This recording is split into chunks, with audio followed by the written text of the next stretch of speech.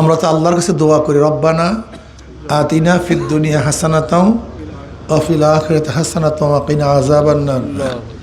আল্লাহ দুনিয়াতে হাসান দান করো, মৃত্যুর পরেও হাসান দান করিও। আসলে দুনিয়া, এই দুনিয়ার চাকচিক্য, দুনিয়ার সৌন্দর্যতা, সব কিছুর দায় দায়িত্ব কিন্তু মানুষের। সব কিছুর দায় দায়িত্ব কাদের ভাই? মানুষের। মানুষ এত দামি, মানুষ এত দামি, মানুষের হাত যেখানে লাগে সেইটা দামি হয়ে যায়। বিশ্বাস হয় না? এটা ছিল গাছ ওই যে জঙ্গলে, কিন্তু মানুষের হাত লাগার কারণে দামি হয়ে গেছে। স্বর্ণ থাকে খনির মধ্যে, কোনো দাম নেই, মানুষের হাত লাগার কারণে জোর হয়ে মাথায় শোভা, গলায় শোভা পেয়েছে। মানুষের হাত লাগার আগ পর্যন্ত তার কোনো দাম ছিল না। আর ডায়মন্ড ও পাথর থাকে খনিজের মধ্যে, মানুষের হাত লাগার আগ পর্যন্ত সে দামি হয় না। এগুলো ছিল প্লাস্টিক, এগুলোর দাম ছিল না, মানুষের হাত লাগার কারণে অনেক দামি হয়ে গেছে। কি করেন? এটা ছিল একটা কাপড় তুলা ওই জঙ্গলের মধ্যে, মানুষের হাত লাগার কারণে আজকে সবাই শৈলে শোভা পাচ্ছে। অর্থাৎ মানুষ এত দামি, মানুষের হাত লাগার আগ পর্যন্ত কোনো জিনিস কথা কইতে পারলেন না। মানুষের হাত লাগলেই জিনিস কি হয়? এত দামি ওরা, আশরাফুল মাখলুকাত, তো এরা সবচেয়ে দামি। সবচেয়ে বড় সমস্যা, মানুষ মানুষকে চিনি না। আমি কে, আমার পরিচয় আমি নিজে জানি না। আমি অনেক সময় অনেক গরিবকে বলি, তুমি তোমার পরিচয় জানো না, তুমি নিজেকে গরিব মনে করো, তুমি নিজেকে মানুষ মনে করো না। তোমার এখানে বড় সমস্যা। তুমি গরিব হতে পারো কিন্তু তুমি মানুষ।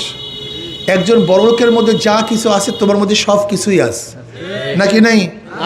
একজন প্রেসিডেন্টের মধ্যে যা কিছু আছে তুমি মেয়র, তোমার মধ্যে ওই নাক, চক্ষু, হাত, পা সবই তোমার মধ্যে আছে। দেখেন, গরিব হয়ে জন্ম হওয়াটা কিন্তু দোষ না, কিন্তু গরিব থাকাটা দোষী। জ্ঞানহীন অবস্থা জন্মগ্রহণ করাটা দোষ না, মানুষ তো সব জ্ঞানহীনই জন্মগ্রহণ করে, কিন্তু জ্ঞানহীন থাকাটা দোষী, এটা দোষের ব্যাপার। আমি আমার কর্মদক্ষতা, আমার চেষ্টার কারণে আমি উন্নতি লাভ করতে পারছি, এটা আমার দোষ। যাই হোক, জমানা খারাপ, আসলে মানুষ খারাপ। জমানা তো জমানাই, কোনো এলাকা খারাপ, এলাকা তো ভালো, মানুষ খারাপ। ওই দেশটা খারাপ, দেশ তো দেশই, দেশ ভালো মন্দের কিছু নাই, মানুষগুলি খারাপ, মানুষগুলি ভালো, কথা ঠিক না? বাংলাদেশ বলে খারাপ না, বাংলাদেশ খারাপ না, বাংলাদেশে যে ভালো কোনো দেশ আমি দেখি না। ভৌগোলিক দিক থেকে বাংলাদেশ অনেক ভালো, এত সুন্দর। এই যে দেখেন, গ্রিন সিটি করার জন্য যারা আছেন শিক্ষিত সমাজ সবাই জানেন, গ্রিন সিটি করার জন্য হাজার হাজার লক্ষ লক্ষ কোটি কোটি বিলিয়ন ডলার ব্যয় করা হয়, গ্রিন সিটি করবে।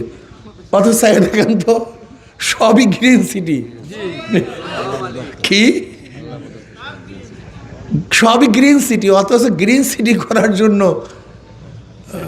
আল্লাহু আকবার, গেলাম আলাইন আবুধাবিতে, গ্রিন সিটির জন্য তারা কোটি কোটি মিলিয়ন ডলার ব্যয় করতেছে।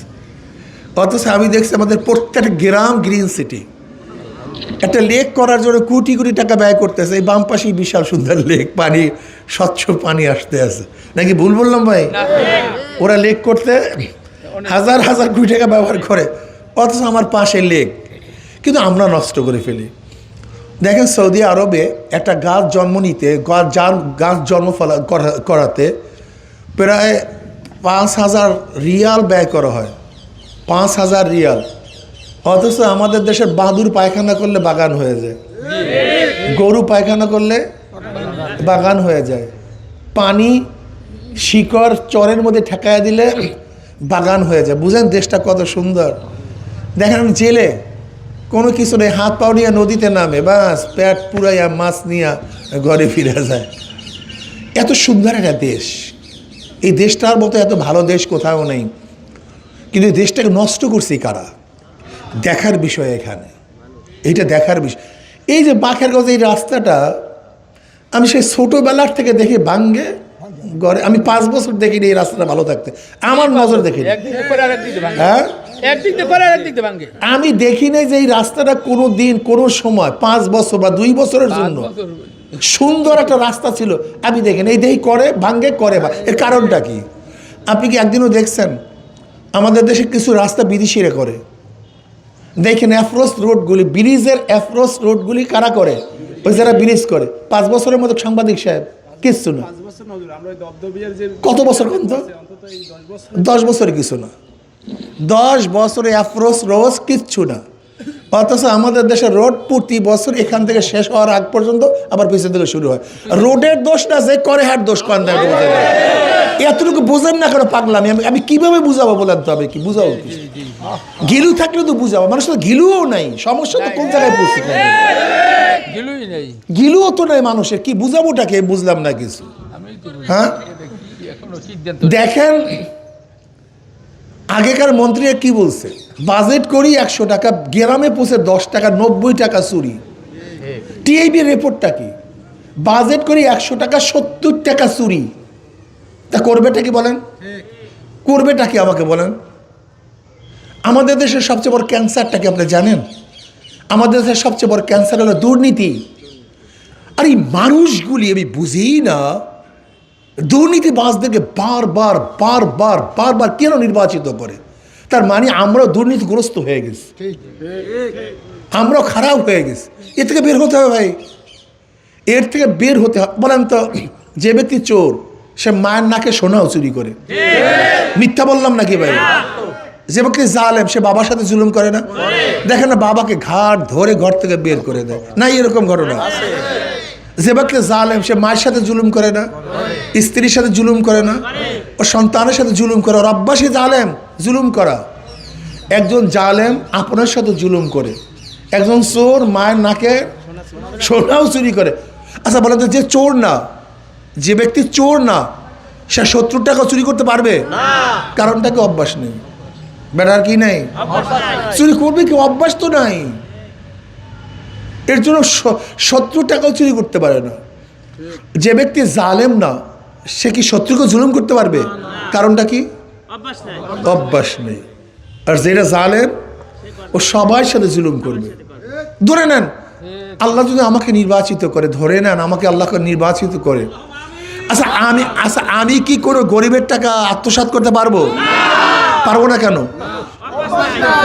কথা কয় না, কি নাই? অভ্যাস নাই তো। পারবো কিভাবে? অভ্যাস নাই তো, এই অভ্যাস নাই। আচ্ছা বলেন তো, আমাকে আল্লাহ যদি নির্বাচিত করে, আমি কারোর সাথে জুলুম করতে পারবো? মিথ্যা মামলা দিতে পারবো? কেন পারবো না? কেন?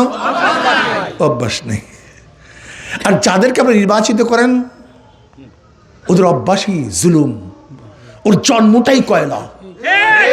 যার জন্ম কয়লা তাকে যতই আপনি ধৌত করেন না কেন, যত ধুইবেন কালোই বের হবে, সেখান থেকে আপনি পরিষ্কার কোনোদিন হবে না। যাদের সিস্টেম, যাদের পলিসি, যাদের শুরুটাই চুরি ডাকাতি বদমাশি অন্যায়, তাদের থেকে কোনোদিন ভালো আশা করা যায় না। দেশে একবার নির্বাচন হয়েছে না বারবার নির্বাচন হয়েছে? 70 নির্বাচন হয় নাই, 73 নির্বাচন হয় নাই, 79 নির্বাচন হয় নাই, 81 নির্বাচন হয় নাই, 86 নির্বাচন হয় নাই, 91 নির্বাচন হয় নাই, 96 নির্বাচন হয় নাই, 2001 নির্বাচন হয় নাই, 2008 নির্বাচন হয় নাই, 2014 নির্বাচন হয় নাই, 2018 নির্বাচন হয় নাই, 2024 নির্বাচন হয় নাই। কত তো নির্বাচন হয়েছে, আর 2026 নির্বাচন হবে। নির্বাচন তো হবে, কিন্তু পেয়েছেনটা কি? হারাইছেন কি? একদিনও করছেন, একদিনও করছেন নাই। আগামী নির্বাচনে একটা কষার সময় আসছে। যদি মনে করেন হুজুরও ক্ষমতায় গেলে এমপি হলে চুরি করবে, আমাকে ভোট দেওয়া ঠিক হবে না। একজন চোরকে আপনি ভোট দেবেন কেন? আপনি যদি মনে করেন হুজুরেও জুলুম করবে, একজন জালেমকে ভোট দেওয়া ঠিক হবে না। কেন জালেমকে আপনি ভোট দিবেন কেন? যদি মনে করেন হুজুরে সংসদে গেলে কথা বলতে পারবে না, বোবা হয়ে থাকবে, একজন বোবা পাঠাবেন কেন? সংসদে বোবার কোনো কাজ নাই, ওখানে কথা বলতে পারে তার কাজ, আমাকে ভোট দেওয়া ঠিক না। আর যদি মনে করেন না, হুজুর নির্বাচিত হলে গরিব দুঃখী মেহনত মানুষের একটা টাকা আত্মসাৎ করবে না, জুলুম অত্যাচার অবিচার হবে না, মিথ্যা মামলা হয়রানি হবে না, সংসদে কোরআন ও সুন্নাহর পক্ষে, জালেমের বিপক্ষে, গরিব দুঃখী মানুষের পক্ষে কথা বলতে পারবে, তাহলে দায়িত্ব আমার নেই, দায়িত্ব আমাদের সবার। এই দায়িত্ব আমাদের সবার। এই দায়িত্ব আমার না, আমার চেয়ে আপনাদের দায়িত্ব অনেক বেশি। এই সমাজকে করতে হবে, এই ধ্বজা দ্বারা সমাজকে ভাঙতে হবে, এই ঘুরে দ্বারা সমাজকে পরিবর্তন করে সুন্দর একটা ফুলের মতো সমাজ গড়তে হবে। এজন্য ওদের পিছনে 1000 দিন ঘুরছেন, 1000 বছর ঘুরছেন, ওদেরকে প্রত্যাখ্যান করুন। আসুন নতুন একটা সমাজ গড়ার স্বপ্ন করি, শপথ গ্রহণ করি, নতুন সমাজ গড়ার স্বপ্ন দেখি। ইনশাআল্লাহ অবশ্যই যদি আমরা নতুন সমাজ গড়ার স্বপ্ন দেখি, আল্লাহ পাক কালামে পাকের মধ্যে ফরমান, মানুষের ভাগ্যের পরিবর্তন করে না যতক্ষণ আল্লাহ ভাগ্যের পরিবর্তন করে না, যখন মানুষ নিজের ভাগ্যের পরিবর্তন নিজে না করে। ইন্নাল্লাহ লা ইউগাইয়িরু মা বিকওমিন হাত্তা ইউগাইয়িরু মা বিআনফুসিহিম। কাজে আসুন একটা বারের জন্য আমাকে পরীক্ষা করেন। কয়টা বারের জন্য? 2 বার দরকার নেই, একবার। একটা বার হাত পাকে পরীক্ষা করুন। লাঞ্ছিত হবেন না, অপমানিত হবেন না। ইনশাআল্লাহ যেরকম চেহারা উজ্জ্বল, আশা করি এর চেয়ে বেশি উজ্জ্বল হবে ইনশাআল্লাহ। এখন তো কথা বলতেছি, শুনতেছেন, বাস্তবে দেখেন নাই, তখন শুনবেন না, বাস্তবে দেখবেন মজাটা কেমন। কি কথা বুঝাতে পারি না? রাজি আছেন না? ওই যারা দাঁড়ানো আছে, রাস্তা বানায় খেপসে পুরা পড়ে গেল, হুজুরের কথা বাড়ি না। রাজি আছেন ইনশাআল্লাহ? সবাই একটা বারের জন্য সবাই রাজি আছে ইনশাআল্লাহ? কে কে রাজি আছেন? নারায়ে তাকবীর। আল্লাহ আমাদের সবাইকে কবুল করেন। একটা বার পরীক্ষা করুন ইনশাআল্লাহ। 12 তারিখ নির্বাচিত করবেন, 13 তারিখ ইনশাআল্লাহ আশা করি যারা মিথ্যা মামলার মধ্যে আছেন বাড়িতে ঘুমাবেন। একজন মিথ্যা মামলার আসামিকে অ্যারেস্ট করা হবে না ইনশাআল্লাহ, যদি আল্লাহ আমাকে কবুল করেন। ইনশাআল্লাহ আমি যা করব যদি আল্লাহ কবুল করে ভবিষ্যতে দেখতে পারবেন। আল্লাহ আমাকে আমাদের সবাইকে কবুল করে নেন। মাত্র কয়েকটা দিন বাকি, আমরা যারা সমর্থক কর্মী আছি, নয় সমাপ্ত কর্মমোদের অবকাশ কোথায় বিশ্রামের, এই কয়দিন কিন্তু বুঝেন নাই, প্রত্যেকটা দাঁড়ে দাঁড়ে ঘরে ঘরে গিয়ে বুঝাতে হবে ইনশাআল্লাহ। হ্যাঁ, ওই তো বললাম যে খ্রিস্টান, হিন্দু, বৌদ্ধ, আমি সাম্যতা কায়েম করব, সাম্য, মানবিক মর্যাদা, সামাজিক ন্যায় বিচার প্রতিষ্ঠিত করবে ইনশাআল্লাহ। হিন্দুরা কি চায়, খ্রিস্টানরা কি চায়? জানমাল নিরাপত্তা চায়। হিন্দুরা কি চায়? তাদের ব্যবসা নিরাপত্তা চায়, তাদের মেয়ে নিরাপত্তা চায়, তাদের ধর্মীয় নিরাপত্তা চায়।